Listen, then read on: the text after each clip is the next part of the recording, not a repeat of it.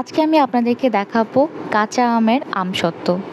খুবই অল্প উপকরণ দিয়ে কিভাবে কাঁচা আমের আমসত্ত্ব আপনারা এখনই করে ফেলতে পারবেন, ঝটপট রেসিপিটা দেখিয়ে দিব এবং খুব সুন্দর একটা টেক্সচারে আপনারা আমসত্ত্বটা বাসায় বানাতে পারবেন। তো চলুন পুরো ভিডিওতে আমি আপনাদেরকে দেখিয়ে দিচ্ছি কিভাবে খুব সহজেই বানিয়ে ফেলতে পারবেন আমসত্ত্ব। প্রথমেই আমাদের লাগবে কাঁচা আম। আমি এখানে 1 কেজি পরিমাণ কাঁচা আম নিয়েছি এবং এই আমটা এখনই বেস্ট, কারণ আর আমের বিচিটা শক্ত হলে এই আমসত্ত্বটা বানাতে পারবেন না, কারণ আমটা ছোট ছোট করে কেটে নিতে হয়। তো এখন আমের বিচিটা নরম থাকা অবস্থায় আমরা এই আমসত্ত্বটা খুব সহজেই বানিয়ে ফেলতে পারবো। আমি আমগুলোকে ধুয়ে মুছে নিয়েছিলাম এবং সেগুলোকে এখন আমি ছিলে নিচ্ছি।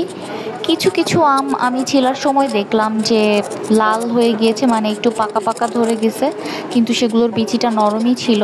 তো এটা কোনো সমস্যা না, আপনারা। এরপর আমি আমগুলোকে ছোট ছোট টুকরো করে নিব।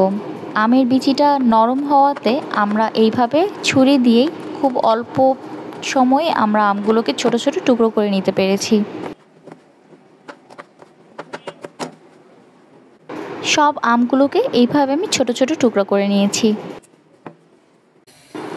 টুকরো করা আমগুলো এখন আমরা ফ্রাই প্যানে দিয়ে দিব এবং সেই সাথে আমরা কিছু পানিও দিয়ে দিব এবং পানি পরিমাণটা আপনার আমের সাথে অ্যাডজাস্টেবল হতে হবে। এটা চোখের আন্দাজ করে আপনাকে পানিটা দিতে হবে, খুব বেশি যেন না হয়ে যায়। এবং সেই সাথে একটা ঢাকনা দিয়ে ঢেকে আমাদের আম সিদ্ধ হওয়া পর্যন্ত অপেক্ষা করতে হবে।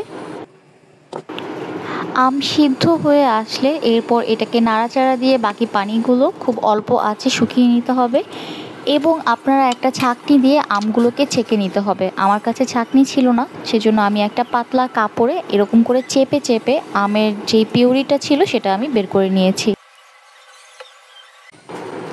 এরপর প্যানে আবারও ঢেলে নিব এবং চুলার আঁচ কিন্তু অবশ্যই মিডিয়াম রাখতে হবে, খুব বাড়িয়ে দেওয়া যাবে না, তাহলে এটা পুড়ে যাবে।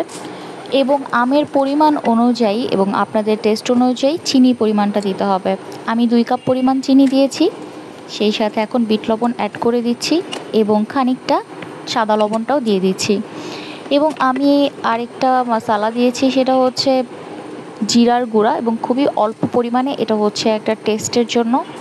এবং সেই সাথে আমি হচ্ছে চিলি ফ্লেক্সটা দিয়ে দিয়েছি, যেহেতু এটা টক ঝাল মিষ্টি হবে, তো এখানে আমি চিলি ফ্লেক্সটা দিয়ে দিয়েছি, কারণ আমি একটু ঝাল রাখতে চাচ্ছিলাম। সো আপনারা আপনাদের পছন্দ অনুযায়ী এখানে ঝাল এবং চিনিটা অ্যাড করে দিবেন এবং অনবরত এটা নাড়তে হবে, না নাড়লে কিন্তু অবশ্যই লেগে যাবে।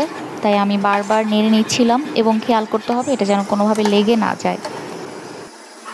আমের ঘনত্বটা দেখলেই আপনারা বুঝতে পারবেন যে এটা হয়ে গিয়েছে। তো না, বারবার এটা নাড়াচাড়া দিতে হবে এবং যখন এটা হালকা ঘন হয়ে আসবে চামচ দিয়ে আপনারা বুঝতে পারবেন যে এটা কতটুকু ঘন হয়েছে এবং তারপরে আপনারা নামিয়ে ফেলবেন। এবং আমি এই প্লেটগুলো ইউজ করব আমসত্ত্বগুলো শুকানোর জন্য এবং অবশ্যই আগে আপনাকে একটু তেল ব্রাশ করে নিতে হবে, তাহলে যখন আমসত্ত্বটা তুলবেন তখন খুব সহজে উঠে আসবে। আমি এরকম 2-3টা প্লেট নিয়ে নিয়েছিলাম। তো এই ছিল আমার আজকের রেসিপি। কেমন লেগেছে অবশ্যই আপনারা কমেন্টস করে জানাবেন এবং কাঁচা আমের সিজন থাকতে থাকতে আপনারা কিন্তু বাসায় এই কাঁচা আমের আমসত্ত্বটা বানিয়ে ফেলতে পারবেন। আল্লাহ হাফিজ।